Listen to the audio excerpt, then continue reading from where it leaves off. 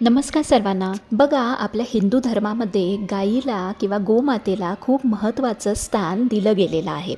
कुठलंही शुभ कार्य असो किंवा पूजा असो किंवा होम हवन असो, पारायण असो, गोमूत्र हे पहिली घरात शिंपडून मगच त्या पूजेची सुरुवात केली जाते.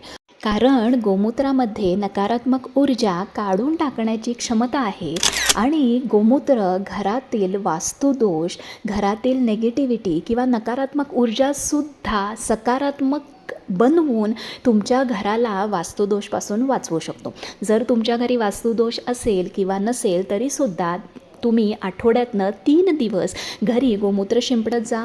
हळदीच्या लेपनामध्ये थोडंसं गोमूत्र घाला. गोमूत्र, गंगाजल आणि हळद हे सगळं मिक्स करून दारावर स्वस्तिक काढा आणि जेव्हा तुम्ही फरशी पुसता आठवड्यातनं 3 दिवस गोमूत्र घालून फरशी नक्की पुसत जावा.